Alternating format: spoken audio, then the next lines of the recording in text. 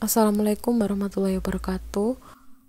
Di sini kami kelompok 2 akan mempresentasikan materi kami yang berjudul tujuan, ruang lingkup, prinsip, alasan, dan tahapan-tahapan audit.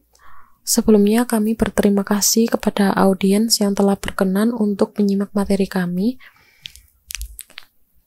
Perkenalkan, nama saya Urlisan Meldi Maulidia, saya perwakilan dari kelompok 2. Akan menjelaskan sedikit mengenai tujuan audit manajemen. Jadi, audit manajemen itu memiliki tujuan untuk mengidentifikasi program dan aktivitas yang memerlukan perbaikan, sehingga dengan rekomendasi yang diberikan nantinya dapat tercapainya perbaikan atas pengelolaan berbagai program dan aktivitas pada instansi tersebut. Lalu, selain itu, tujuan dari audit manajemen dapat diklasifikasikan menjadi 3. Yang pertama, penilaian pengendalian. Pemeriksaan operasional berkaitan dengan pengendalian administratif pada seluruh tahap operasi perusahaan yang bertujuan untuk menentukan apakah pengendalian yang ada telah memadai dan terbukti efektif serta mencapai tujuan instansi tersebut. Lalu yang kedua, penilaian pelaksanaan. Penilaian diawali dengan mengumpulkan beberapa informasi kuantitatif terlebih dahulu. Lalu melakukan penilaian efektivitas, efisiensi, dan ekonomisasi kinerja. Penilaian selanjutnya menjadi informasi bagi manajemen untuk meningkatkan kinerja instansi. Lalu yang terakhir yaitu membantu manajemen dalam pemeriksaan operasional dan ketaatan, maka hasil audit lebih diarahkan bagi kepentingan manajemen untuk performasinya dan hasilnya merupakan rekomendasi atas beberapa perbaikan yang dibutuhkan pihak manajemen. Selanjutnya akan dijelaskan oleh rekan saya. Terima kasih. Oke, Assalamualaikum warahmatullahi wabarakatuh. Perkenalkan, nama saya Akbar Saikwanda Burham. Kali ini saya akan membahas mengenai ruang lingkup audit manajemen. Seperti yang kita ketahui bersama, bahwasanya definisi dari ruang lingkup itu sendiri yaitu suatu batasan-batasan tertentu yang tercakup dalam suatu kajian, yang dimana dalam audit manajemen memiliki ruang lingkup yang mencakup seluruh kegiatan dari seluruh aspek kegiatan manajemen atau operasional dari suatu organisasi atau perusahaan. Yang dimana dalam hal tersebut dilihat dari segi efektivitas, efisiensi, dan kehematannya. Dilihat dari segi efektivitas, berarti kita membahas mengenai bagaimana perusahaan tersebut mencapai produk akhirnya. Dilihat dari bagaimana mereka mengupayakan atau mendayagunakan seluruh sumber daya yang dimilikinya. Kita bisa melihat ada beberapa tinjauan terkait dari segi kualitas hasil kerja, kuantitas hasil kerja, maupun target batas waktunya. Lalu dari segi kehematannya, atau bisa dikatakan ekonomis, yaitu bagaimana perusahaan dapat memperoleh output yang diharapkan dengan input sekecil mungkin. Jadi, bagaimana perusahaan tersebut dapat menggunakan sumber daya yang dimiliki secara bijak dan berhati-hati dalam memperoleh output yang dihasilkan. Lalu dilihat juga dari segi efisiensinya yang berkaitan dengan pemanfaatan sumber daya dengan meminimalisir resiko yang terjadi. Nah, kali ini ada ruang lingkup audit manajemen menurut Bayangkara tahun 2008, dilihat dari 4 fungsinya. Yang pertama dari fungsi pemasaran, yang kedua fungsi SDM atau sumber daya manusia, lalu fungsi produksi, yang keempat ada fungsi sistem informasi. Kalau keempat fungsi tersebut tentu sudah pasti dimiliki oleh perusahaan. Kalau fungsi pemasaran dilihat dari lingkungan pemasarannya bagaimana, terus diperiksa bagaimana strategi pemasarannya, organisasi pemasarannya, lalu produktivitas pemasarannya.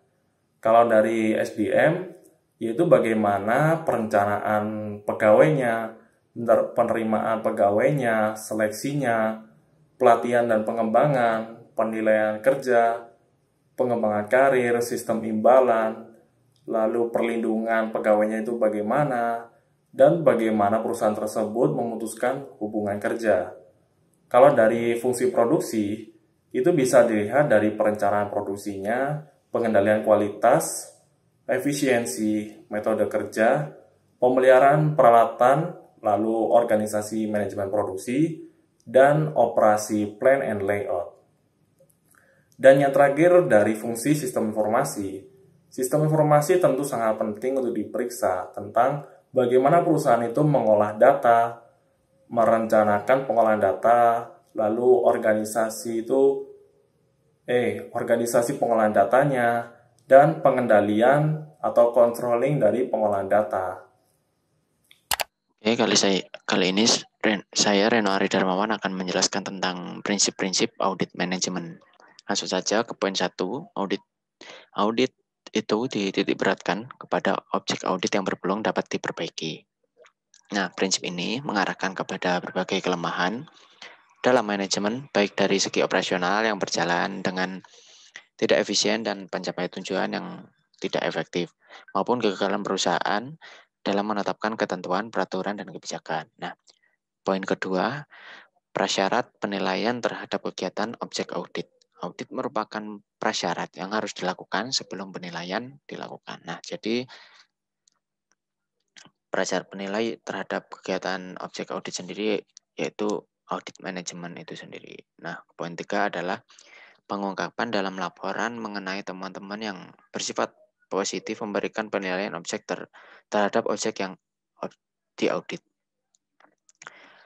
Poin keempat yaitu identifikasi individu-individu yang bertanggung jawab atas kekurangan-kekurangan yang terjadi. Nah, jadi hal ini audit dapat memberi gambaran tentang peran-peran di mana dalam proses pelaksanaan kegiatan yang sudah direncanakan, audit sendiri dapat mengetahui tentang kekurangan tersebut dalam peran-peran itu sendiri. Poin yang kelima adalah penentuan tindakan terhadap petugas yang seharusnya bertanggung jawab. Nah, walaupun auditor tidak memiliki tanggung jawab dan kewenangan dalam memberikan hukuman, tetapi auditor dapat memberi pertimbangan akan hukuman yang tepat untuk pihak-pihak yang bertanggung jawab.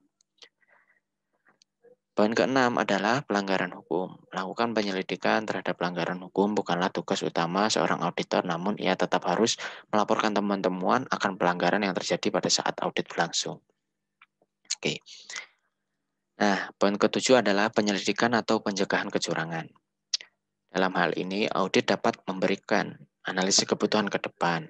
Bagaimana dalam pelaksanaan proses perencanaan itu sendiri dapat diketahui kekurangan atau di dalam peran-perannya sendiri terhadap kecurangan. Jadi dapat dilihat sendiri dari alur perencanaan bagaimana audit ini bisa menggambarkan suatu perjalanan dan prosedur yang dilihat dari segi laporan itu sendiri bisa digambarkan kekurangan dan pencegahan kecurangan itu sendiri untuk di masa yang akan datang.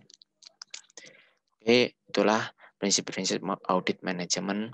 Terima kasih.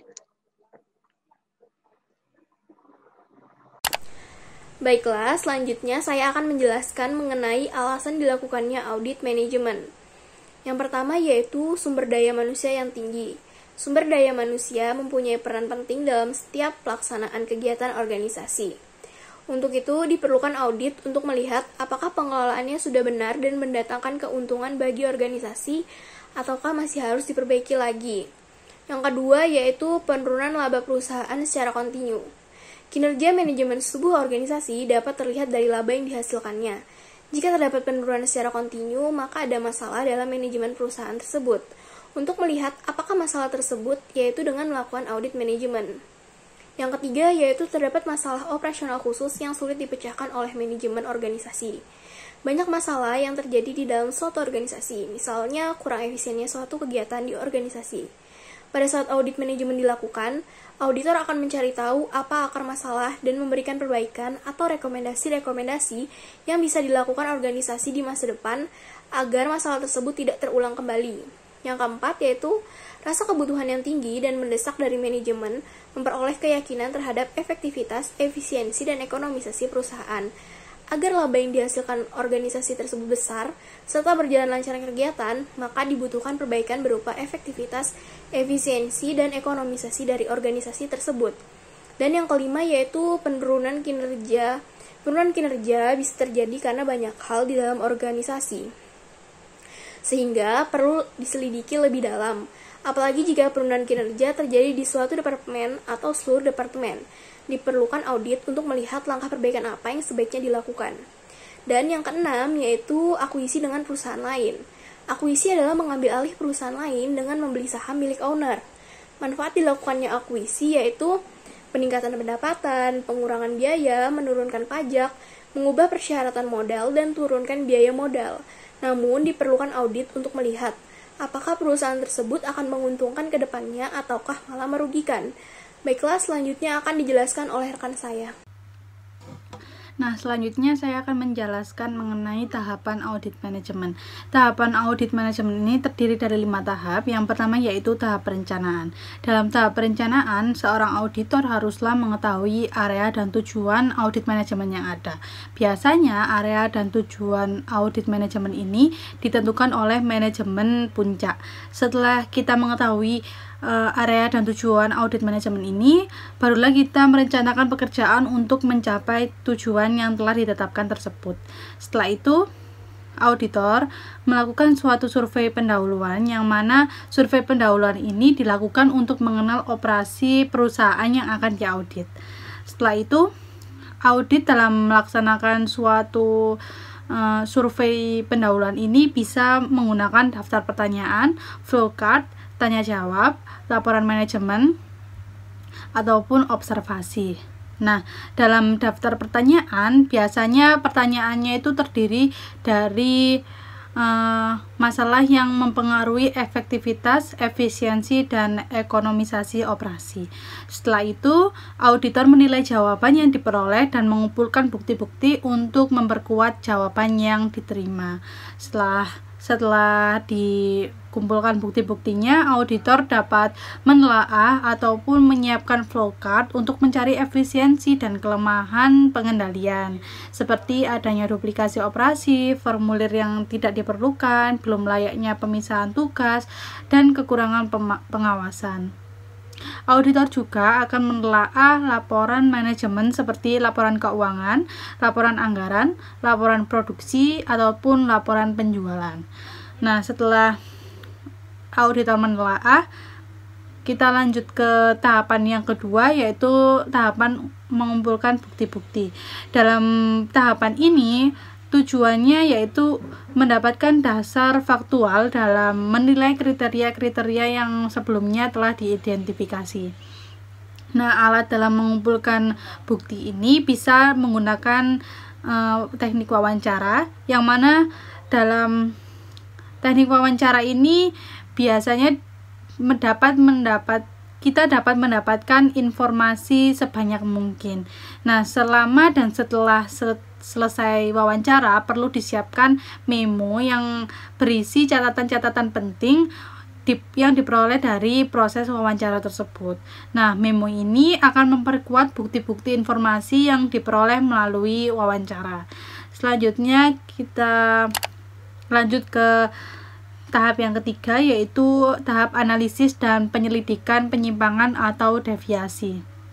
Nah, analisis dan penyelidikan penyimpangan ini bertujuan untuk mewaspadai deviasi dari kebijakan perusahaan dan kinerja yang tidak efektif dan efisien ketika pengumpulan bukti-bukti. Nah, dalam analisis dan penyelidikan penyimpangan ini harus memperhatikan pengaruh dari deviasi tersebut terhadap masa yang akan datang. Selain itu, pada tahap ini haruslah didokumentasikan dalam arsip auditor sebagai tindakan korektif.